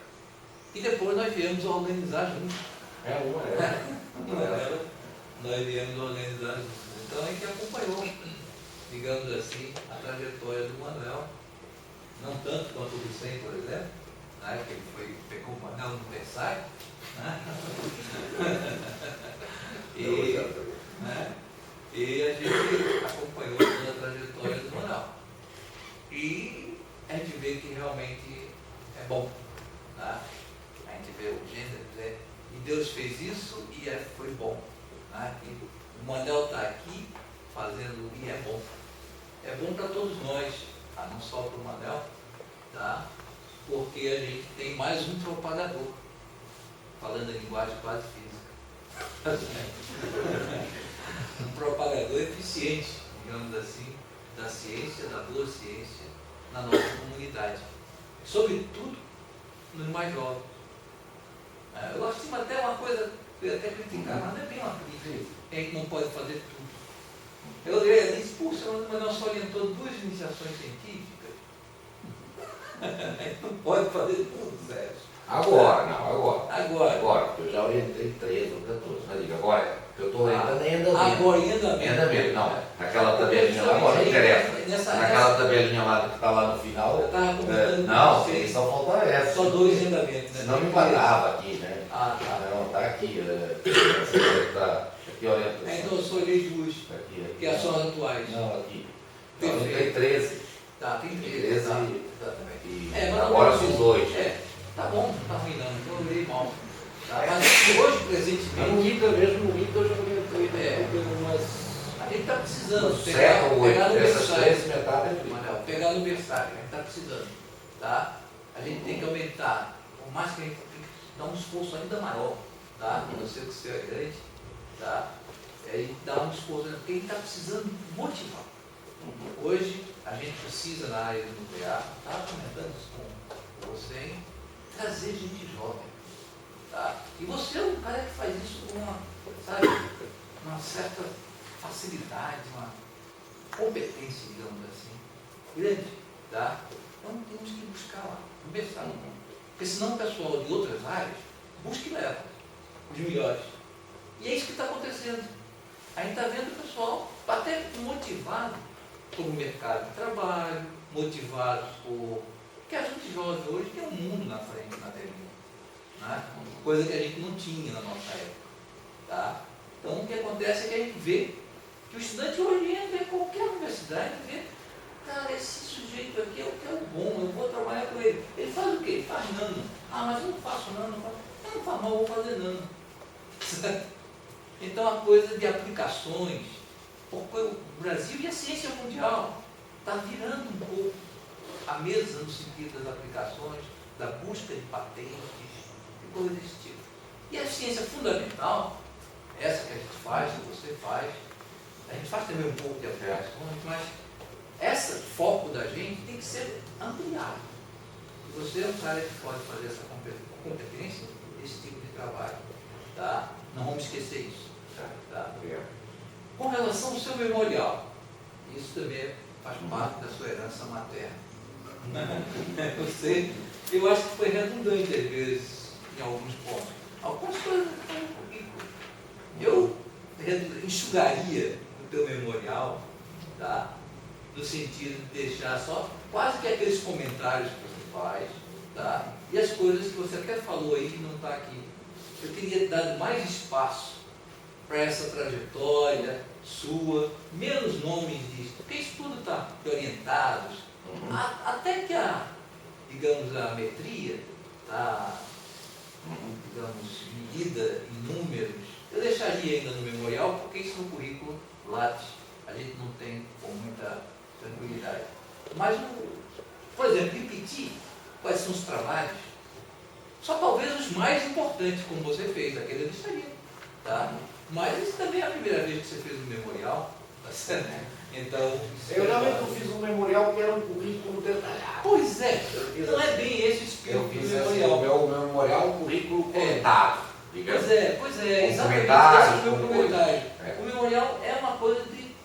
motivação para o cara de fazer. Eu fiz isso porque achei que isso era assim. É triste. Muitas vezes ele tem que falar nesses É o momento que... tá? Mas é isso que é o memorial. Né? É assim mesmo, a gente tem que dizer. Tá? Eu me senti motivado quando voltei da meu pós-doc a trabalhar nisso. E essa motivação depois mudou nisso. E aí fazer a concatenação dos diferentes trechos da tua trajetória. Tá? Essa foi a coisa que eu... não é perdoável, perfeitamente. Não faltou nada. Os comentários estão aqui, tá? Super abundantes até. Né? No sentido de que você botou mais do que devia. Tá? Porque repetiu. O que está aí, está no currículo, como você disse. Você mesmo provavelmente. Não, eu realmente fiz assim. Eu confesso. Agora o pessoal Repeti tanta pouca oportunidade de a gente estar fazendo coisas tão próximas, mas a gente não tem tanto tempo de discutir. Eu vou pedir até desculpa à plateia e aos colegas de banco, mas tem algum interesse de algumas perguntas que são específicas. Não, por exemplo, você está inserido agora, também eu me inseri, sem nem conversarmos muito, na questão das ondas gravitacionais. E eu vi, o Odílio acabou de dar um seminário assim, retrasado, 2-3 semanas lá. E aí eu vi uma onda gravitacional medida lá no INPE, né? Com o grupo do Odílio. E eu também acabei de fazer um trabalho em cima disso. E aí ele me mostrava lá, e você está se inserindo num contexto que não é teórico. O teórico seu foi para um detetor, digamos, pendular. E ele falava de um detetor que é aquela bola, né? Que é a grande vantagem da bola, inclusive, em relação... O Mário Schember. O Mário Schember está. Exatamente. Tá? A bola tem a grande vantagem de, pela movimentação da superfície, que é mínima, é também criogênica e tudo mais, ela tem a vantagem de pegar o direcionamento da onda gravitacional. Ou seja, de onde vem, de que lado vem, né? de que direção do céu nós temos a emissão de gravitação. Essa é a grande vantagem em relação aos outros grandes, o LIGO e os detetores, que são enormes, são braços de quilômetros, tá? Que a gente tem aí hoje sendo utilizado para medir algum sinal de onda gravitacional. E no caso do pêndulo, o que está ali? Porque ali você perde essa direcionalidade ou não? Não, ali é o seguinte, ele aí é um sistema chamado de isolamento vibracional. Quer dizer o seguinte, por exemplo, esse Mário Schember, por exemplo, no caso lá vai ser provido, é outra coisa, é um telescópio que vai ficar lá dentro. Mas o que acontece? Você tem que eliminar todos os ruídos. Sim. Porque você sabe que a onda gravitacional, a própria vibração da Terra já é maior que a onda gravitacional. Então você 20 anos de medida. Então você precisa fazer com que qualquer ruído de vibração que chega no sistema seja amortecido. A amplitude seja amortecida. Então, eu dei esse exemplo que num pêndulo, se você chegar lá em cima e dar um peteleco lá e a amplitude aumenta, certo? O último pêndulo vai ter uma amplitude bem menor. Então o que acontece? Você faz um sistema para qualquer coisa que incida dentro, por fora desses cilindros, qualquer vibração, tá certo? Vai chegar lá no último cilindro uma vibração muito menor, atenuada, para modo que você possa garantir que o seu espelho que está lá dentro para detectar a parte da onda gravitacional seja essencialmente, digamos assim, não afetado por nenhum ruído externo. Não é um sistema de isolamento vibracional. É no fundo uma maneira de você. E também lá no Pellet, lá na USP, no Mário Schember tem também esse detetor, ele tem um negócio que tem fora uma série mas de coisas. Mas o direcionamento, porque na esfera. Não, mas aí não tem nada a ver com isso, não. Aí é perder, vai ficar aqui. Isso não é feito para levar lá para o Schember, mas é feito para levar. É um protótipo de um isolamento vibracional para aplicar nesse experimento Virgo, né, que é um experimento que aí já são... Mas perde o direcionamento, não é, Manuel? De onde vem a onda? É difícil, mas ele está com... O pessoal acho que, não com os detetores de barra, né, mas com esses detetores que estão se fazendo agora lá, como é que se chama lá, aquele negócio, o Virgo, na Itália, aí já vai haver também, como é que se fala, acho que são 2 ou 3 telescópios que vão ficar em interferência para poder identificar. Para você identificar onde vem, você tem que ter não pode ter uma coisa só normalmente, só as pedras. Claro. Então você tem que ter, mas eles estão feitos, vão fazer isso também. Agora, não são detectores de interferometria, não são detectores de mecânicos de vibração. Então isso aí é para esses detectores de interferômetros, digamos. Cada um desses telescópios ele tem que estar isolado da vibração externa. Então, mas aí é possível detectar, como você sabe, com interferometria você consegue detectar a fonte, né? Entendeu? Mas aí não são, como é o caso que você está falando, mecânicos. De que direção do céu? Um sistema mecânico que vai oscilar com um efeito. Não vai ter essa informação. Eu acho que o Schoenberg é único no mundo. Eu não quero falar nem bem nem mal, mas os detectores de massa ressonante, como se chamam esses que você está falando, eu acho muito difícil. Porque são detectores. Não é o que eu digo, eu acho. Eu não acho. Mas eu acho muito difícil porque, primeiro, por exemplo, eles só viram uma determinada ressonância. Então, por exemplo, a ressonância dessa coisa é 3.000 Hz. Então, qual é a estrela compacta que pode emitir uma onda gravitacional? A dele, só de quartos, que roda tão rápido que nem impulsar roda. Então, por exemplo, entendeu? Então, vai detectar. Por isso eu já disse para ele, eu estou lá trabalhando. Isto aqui, esta coisa que eu estou fazendo com ele envolve esses detectores de interferômetros. Então, aí eu acredito mais. Do que nessa. Mas eu já disse para ele, é possível. E se você achar, você já mata 2 coelhos. Já acha a onda gravitacional e já acha a estrela de quartos. As duas ao mesmo tempo. Então, quer dizer, o que será uma beleza. Pode ser coisa de pulsar, sim. Pode ser, mas há uma frequência. Digamos, é possível pulsar, sim. Mas a gente sabe que favorece depende pulsares do mecanismo que acontece no pulsar. favorece pulsares com mutações rápidas. Vai depender do mecanismo que você tem de pulsar. Mas eu acho que é importante, além disso, quando chega ele está pulsando, precisa estar funcionando, e aí você pode também mudar as frequências básicas através de transdutores, que já está sendo feito. Não há possibilidade de mexer, mas o que acontece é que você tem os detectores, digamos, de massa ressonante têm uma faixa de frequência apenas pouco estreita. Entendeu? Não podem ficar oscilando em todas as frequências. Eu acho que não tem direção. Não, então, outra que eu queria te perguntar, e até para me esclarecer, porque tem pouco tempo da gente conversar. Sim. Apesar de estar você aqui, já esteve no Rio tanto tempo, e a gente conversou muito pouco. Eu diria todo que a gente poderia ter conversado. Mas é falta de tempo. Se o temático for aprovado, esse dinheiro que eu pedi, está previsto lá visitar você.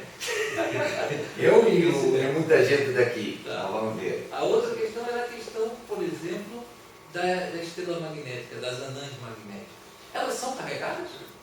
Não. No princípio não. Tá. Então a origem do campo magnético intenso? Então, a origem é essencialmente porque são campos fósseis, digamos assim. Entendeu? A anã branca, se você pegar uma estrela inicial com raio, sei lá, 100.000 km, com um campo magnético de 1, 2, 3 graus, ao reduzir para 10.000 km pela conservação do fluxo, né, de PR2, já dá logo um campo magnético 10 a 4, 10 a 6. Mas pode chegar a 10 a 9. E agora já foram. Porque essa ideia das estrelas magnéticas, nas brancas muito magnéticas, quando eu comecei a trabalhar nisso, acontece que foram descobertas. Nós já temos estrelas, as anãs brancas normalmente têm campos magnéticos entre 10 a 4 e 10 a 6 graus, e não 10 a 12, como é os pulsares de estrelas médias. Mas já temos mais de 500 magnéticas com campos acima de 10 a 6. E temos especificamente 3 estrelas com campos de 10 a 8, 10 a 9 graus. Anãs brancas. Ou provavelmente anãs brancas, não as que eu estou falando. E a necessidade, me diz sobre a necessidade de colocar carga. Não, então. As estrelas. Pode, porque não, a necessidade não. É que a questão que eu falo é o seguinte. Há possibilidade, às vezes, digamos assim, você tem íons. Eu não sei, você é um dos grandes defensores. Tá? E talvez dos poucos. A questão de estrela com carregada. Tá? Não, então, a razão que eu digo é essa, porque eu acho que entre a parte interna da estrela e a parte externa, digamos, as camadas, há regiões onde, por exemplo, você pode ter descontinuidade dos potenciais. Se isso tem uma descontinuidade do potencial, você tem um campo elétrico muito estreito. E como a gente sabe, o campo elétrico ele é sensível não só à carga, mas ao tamanho da... Então nós podemos ter ali uma faixa, por exemplo, aí com, sei lá, por exemplo, até 100 metros, a 1 quilômetro, nós podemos ter um grande campo elétrico. Entendeu? Então é nesse sentido que eu comento.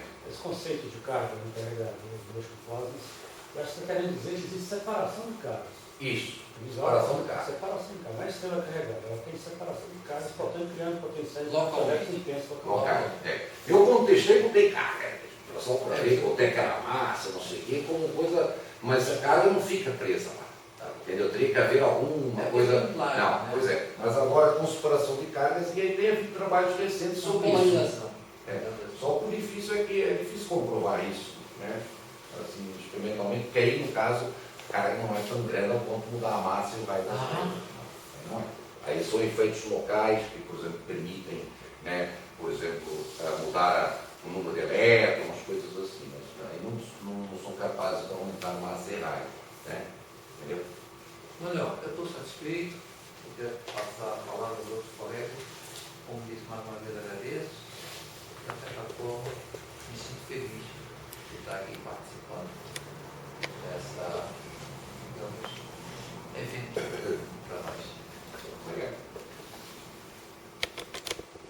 Tá bom? Obrigado, Sérgio. Gostaria? Sim. Bom, Manuel, seu memorial e sua apresentação demonstram claramente que você já alcançou esse nível de professor titular. Você é um excelente líder na área de tanto no ensino, pesquisa, administração, atividade administrativa e extensão, certo? Então, nessa parte, o que você falou, o que tem aqui no seu memorial, eu estou totalmente satisfeito.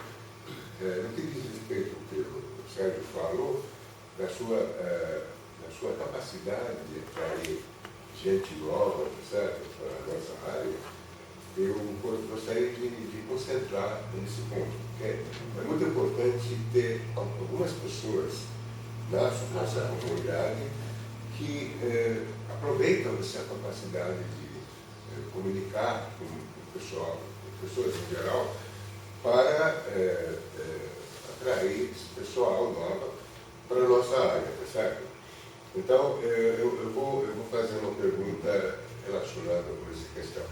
Mas antes disso, eu só queria fazer uma pergunta geral sobre a parte de pesquisa, que talvez você poderia esclarecer para o resto do pessoal.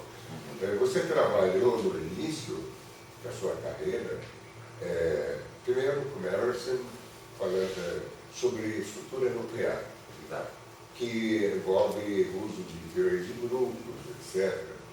Depois você passou para a Carolina, trabalhando na área de física nuclear relativística aplicada a sistemas nucleares, agrônicos.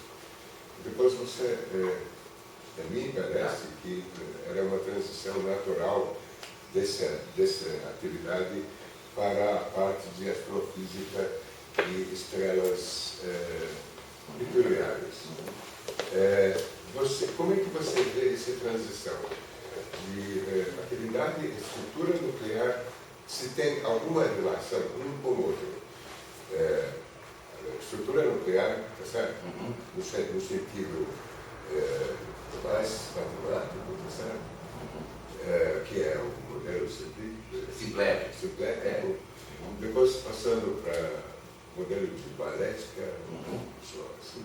Depois passando para a astrofísica. Eu queria que você explique em 3 minutos. Tá. Como é que você faz? Como é que você faz essa conexão? E se de fato uma dessas atividades tivesse uma importância grande na atividade seguinte, etc.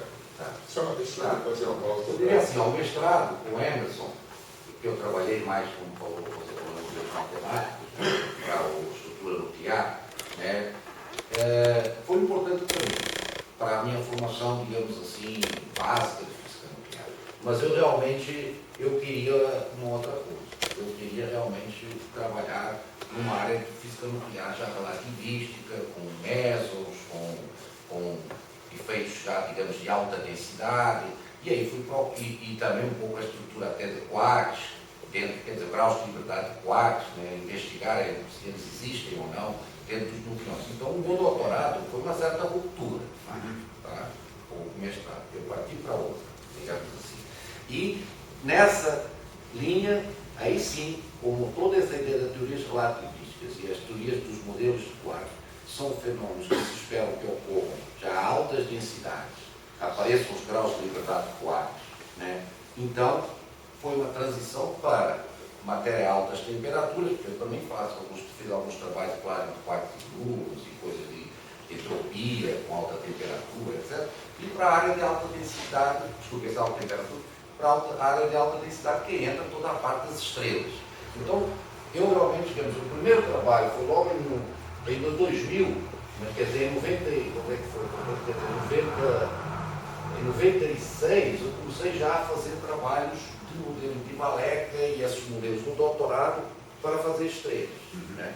E então eu vejo assim, a transição, vejo assim, com o Emerson foi importante para a minha formação, para ganhar uma base de física nuclear, porque apesar de todas as interações, mas eu parti para uma linha mais de física hadrônica, de prótons, nêutrons, pions e os quarks, se eles existem ou não, que até hoje é uma questão assim que a gente sabe que existem, mas cara, não existem sempre. Era bom que aparecessem melhor eles, né, do que só vê-los indiretos, né, nos experimentos. Então eu entrei um pouco nesta linha dos graus de liberdade de quark e a sua influência na física nuclear, e aí a física nuclear se encontra também dentro dessas estrelas. Então, aí foi esse pulo para a astrofísica. Mas agora eu voltei um pouco, porque, por exemplo, eu comecei a fazer uns cálculos já de estrutura nuclear com temperatura, com BF, núcleos quentes, né? Então a ideia de entropia de núcleos excitados. Então, às vezes eu faço uma voltinha assim para ir para a estrutura nuclear, mas eu realmente acho que muito bem uma pessoa mais assim da física hadrônica e as suas aplicações às estrelas. Eu volto então agora à minha observação inicial, que a respeito da sua capacidade muito demonstrada, e todo mundo já percebe, eu pessoalmente conheço você muito bem, da área de comunicação como pessoal em geral. Eu sou um excelente comunicador, tá certo? Então, eventualmente, a comunidade de nuclear vai procurar você, que você possa imaginar, dentro de 1, 2 anos, você vai chegando, certamente, depois de alcançar essa posição, para mim já está claro, você vai ser uma das pessoas mais procuradas para a divulgação da nossa área. E ocorreu para mim uma pergunta assim, só para sentir o tipo de respostas que você está preparado a dar.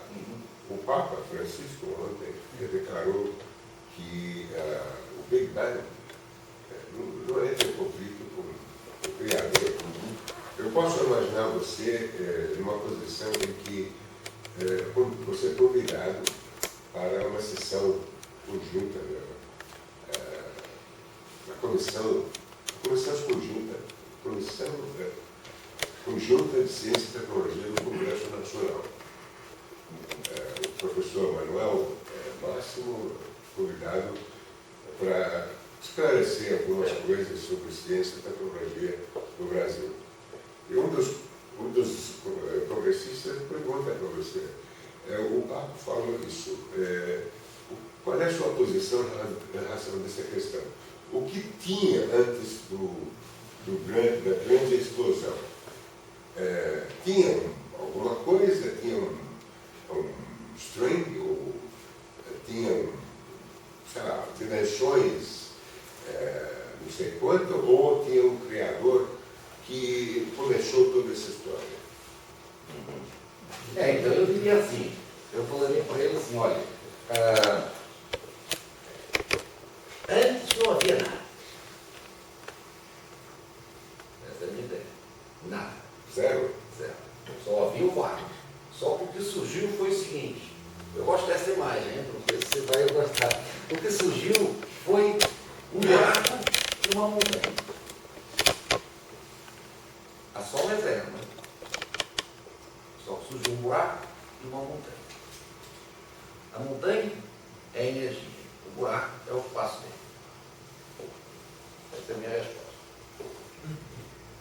Então, antes não havia nada, só que aí surgiu o espaço-tempo que tem que conviver com a energia, como a gente sabe pela teoria da relatividade. Então, essa não é minha, eu já vi essa ideia, roubei já.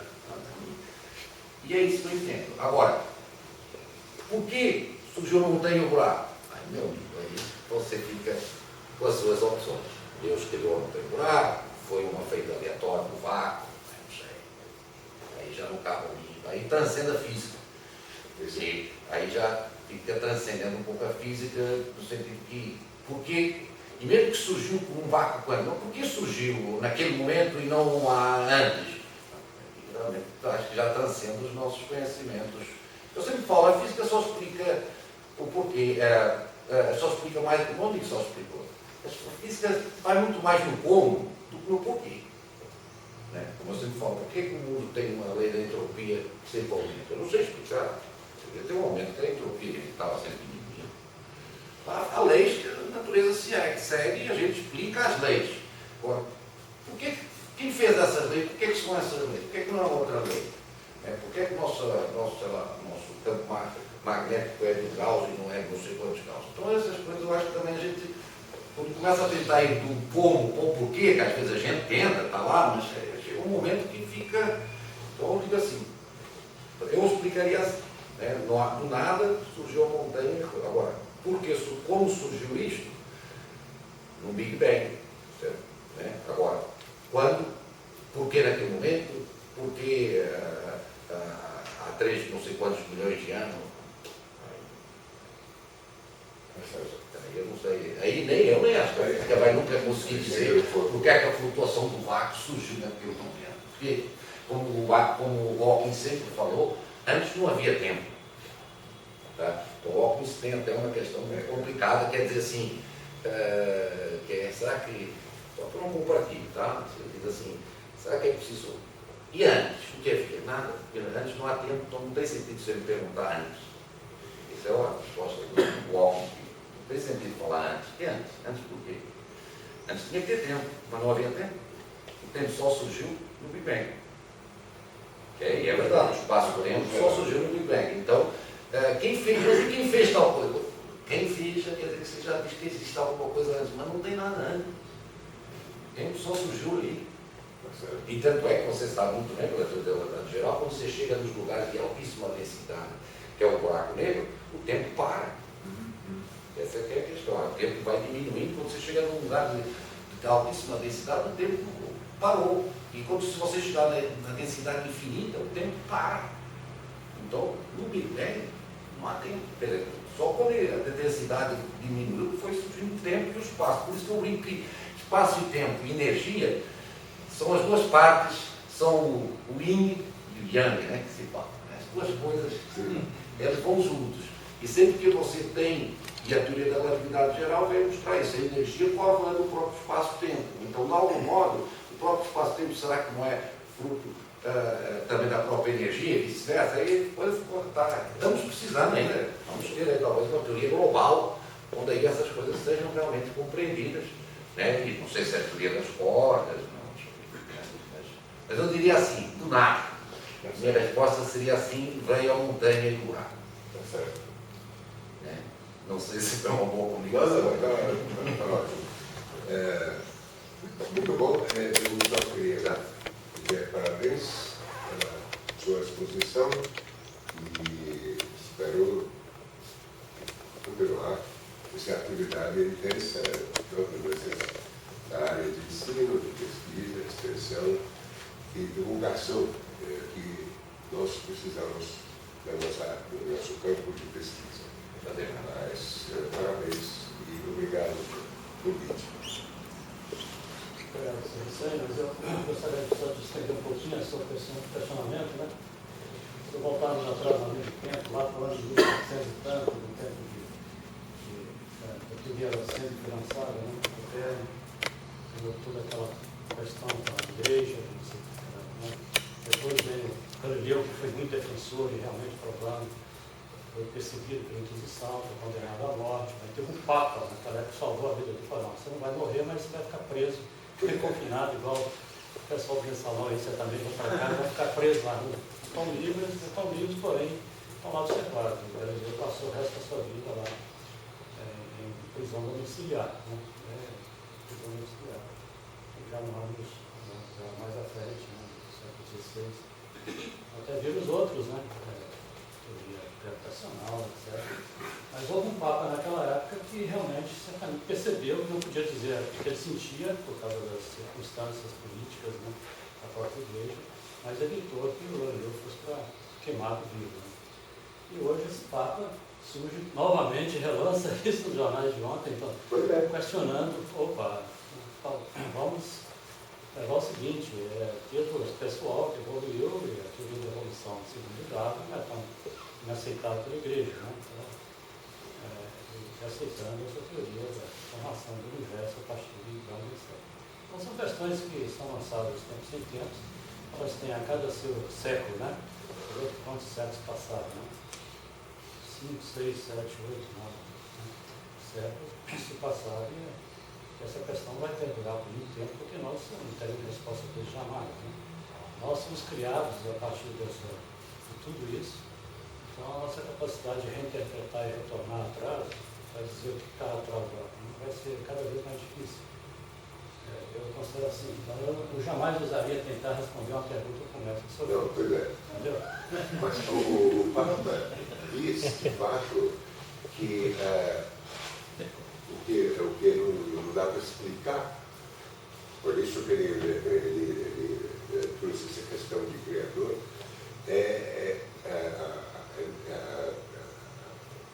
não dá para explicar as leis da natureza, as leis físicas.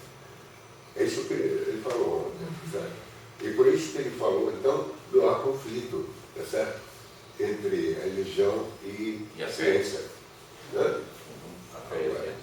Mas é uma coisa muito interessante essa evolução do pensamento durante todo esse período. Chegou a um ponto que o espaço da fé, né? Mas isso é uma coisa importante. Eu não entrei muito nesse assunto porque eu entendi que era mais para explicar para o cara o que era o início. Mas eu acho isso que a igreja evoluiu muito, a igreja já pediu desculpa da Inquisição, já pediu desculpa aos judeus, né, que eram culpados da morte de Cristo, e a igreja agora também na ciência sabe como disse que realmente não, digamos assim, o darwinismo, todo aquele discurso está perfeitamente de acordo com a fé católica, não tem nenhum problema. A igreja só se pergunta é a alma, será que esse momento não surgiu a alma? Essa é a única questão. E não que surgiu da Adão e Eva, porque o catolicismo, a Bíblia, aquela Adão e Eva é uma coisa digamos, mas o nosso povo está preparado para tudo. De repente você vai para a Academia de Ciências do Vaticano.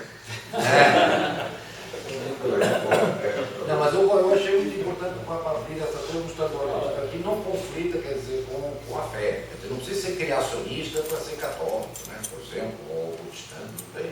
Isso não é necessário. Você levar a letra da Bíblia. O outro motivo que me fez fazer essa pergunta, que é mais geral, eu faço parte do Instituto de Estudos Avançados lá da USP. E a atividade lá, estudos avançados, certo? Então, foi formada uma comissão de pesquisadores, eu acho que um químico da USP em São Carlos, matemático da USP de São Carlos e eu, física da USP, para estudar o nada. Então tem que escrever um documento sobre o nada. O diretor do instituto gosta dessas coisas. E aí, então faz um ano que a gente está elaborando isso, porque é muito complicado. Como é que você explica o nada? O nada tem tudo, né? No princípio. Essa é a coisa. É por isso que está ligado com essa questão. Você falou, tem buraco e tem... Não. A questão do universo é eterno. É sério. Então, de repente, você não tem Big Bang. Não, mas não está falando de nada. Não, você tem uma cidade.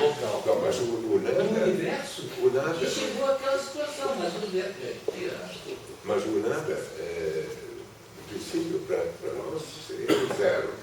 E o zero pode ser composto por matéria e antimatéria, pode ser, enfim, pode ser qualquer coisa. E pode ter flutuações, pode ter tudo. Como aquela piada de uma senhora da favela que alguém perguntou para ela o que você, senhora, tem aqui na sua casa? Não tenho nada. Aí cai chuva, cai tudo. Aí começa a reclamar. Olha, eu perdi tudo lá. Certo?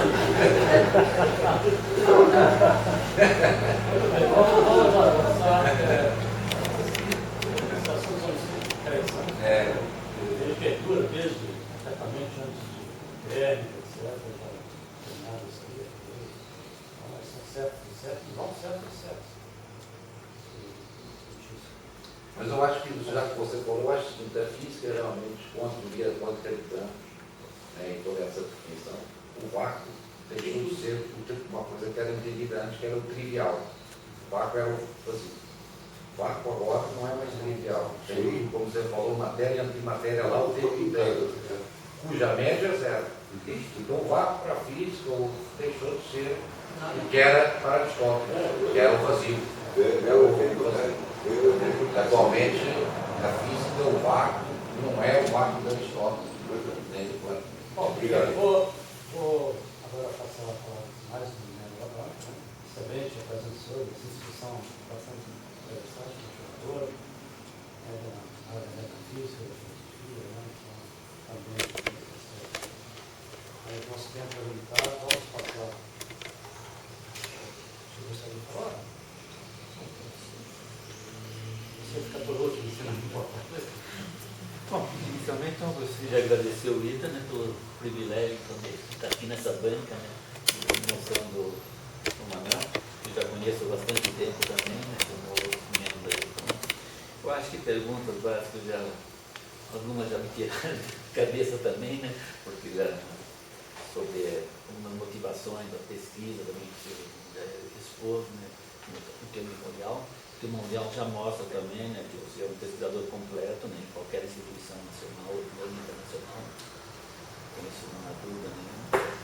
Agora, aproveitando, quer dizer, o fato de que você mostra ser um bom comunicador também, né, eu acho que alguma coisa, eu acho que faltou ainda no seu, foi você explicar o que motivou você essas transições, né. Você começou, falou já em física nuclear experimental, você nem tocou mais no assunto depois, né? Depois você já foi para a física nuclear, a física hadrônica e finalmente em astrofísica. Bom, eu já vou emendar a minha última pergunta também, que é relacionada com isso, é como você explicaria para o público leigo. O leigo, quer dizer, é um engenheiro e leigo em física, né? O outro pessoal, você está na TV explicando para ele qual é a motivação atual que você tem na astrofísica e por que ela é importante, né, para a sociedade. Tá. Vou falar. Vou parar aqui.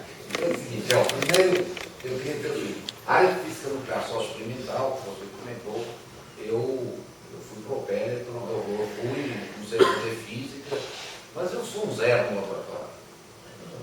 Fui fazer experiências nos laboratórios e eu já não tinha assim a mão para o experimento, não conseguia, então eu